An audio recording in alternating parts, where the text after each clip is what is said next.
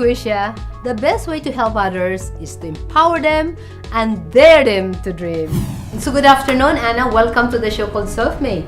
Thank you for having me here, Rebecca. Yeah, so we would like to know how you started. So I started of course, just like anybody else after graduation, you dream about, being in a good, big company. So I joined Citibank as my first job, and then later on to other banks. And then as an IT professional, and then moved to other verticals, still with IT administration, information technology. And then for 20 years, I've been doing that. The last 5 years of that 20 years, I became consultant for a nonprofit organization. So suddenly I fell in love with, being able to really impact more people rather than just make money out of big businesses, and be able to really share what the talent that we have in these nonprofit organizations. But when you were a kid, you came from a well-off family Oh, background? no. We are, and we used to, and we still live a very simple life. My mom and dad, they came from humble beginnings. Really, through the hard work of my dad, he brought us up, sent us to good school, just became very, very good provider for the family. So were you an A student? Top of the class. Top of the class? From primary, elementary, high school, yeah. Okay. Honor students. One of my core values, excellence. I want to be excellent in whatever I do, whether it's sports, whether it's craftsmanship, or whatever. I just want to excel. I just want to give my best. So how tough to get into a dominant male business? Oh, of course, very tough. You get so insecure. Okay. You get to be on your toes all the time. Get to prove yourself that there's no such thing as weaker sex, and that everyone should be treated equally and get the same opportunity. Okay. And I believe women should be empowered the same way as men are empowered in the society. And we have some unique traits that they don't have, of course, right? Watching you, you're like a woman with beauty and brains. How you consider yourself? I try to be healthy for my children. Of course, that's the inspiration. It's not vanity or anything. It's for longevity. I have many children. Combined would be 7. I have 7 kids. Yeah, I have 4 biological. 4 came from me. One big happy family.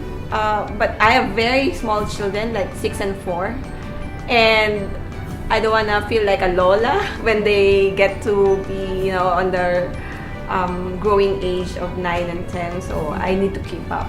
So, how you inspire other women to really love themselves? Because once they get married, sometimes we try to ignore our body, ourselves, because our focus more for our family and husband. Yeah. So I always tell my girlfriends, my peers, that you love your family by loving yourself first, right?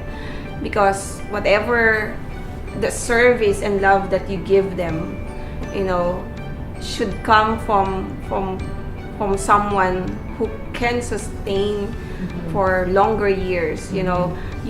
Time is a demand. It's a huge demand. Time requires a lot of energy, a lot of creativity when you get to play with your children, get to mingle with your children. And that creativity and energy, put together requires a lot of, good body condition. Yes. So, loving yourself also, when you are with other people in the public, it reflects how you take care of yourself. Yes. Right? So, if you want to be seen as an empowered woman, then act like one, be like one. Be like one, yeah. So, do you consider yourself successful already based on what you've done for the last 20 years? Success is a perception. Okay. And it is relative. Sometimes people would define success in achieving something. It could be a bottom line figure in the business. It could be amassing of wealth or properties or what. But to me, success is being able to go through the process of achieving your purpose. Purpose does not have a limit where it ends. You know, it's a journey. So if your purpose is to bless more people, if your purpose is to inspire more people, then you go through it, and as you go through it, every day you consider every time and every day that you're able to do so, every day is a successful day for you. From private sector, and why you decided to go to a public sector, to NGO? I resigned from the corporate world. I became an entrepreneur. I started my first fintech startup, which is GavaGives.com. It is the first and leading crowdfunding facility, online crowdfunding facility in the Philippines, where you could raise campaigns for personal causes like medical, education, any kind of personal aid, help from other people. And as a nonprofit organization who would have a very limited budget for people to run the organization, collect the payments or the donations from people, limited resource on being able to thank them, take care or manage your donors and donations. The platform is there for them to use, and it saves them a huge cost for running the foundation. How does helping others change your life? It inspires me every day. It inspires me every day. And at the same time, it cements the very purpose that we are doing, the team is doing, that we were called to do, and that's to encourage and cultivate the culture of generosity. Wonderful. Thank you very much. Yeah, thank you so much, Rebecca. Thank you. Every success has its struggles.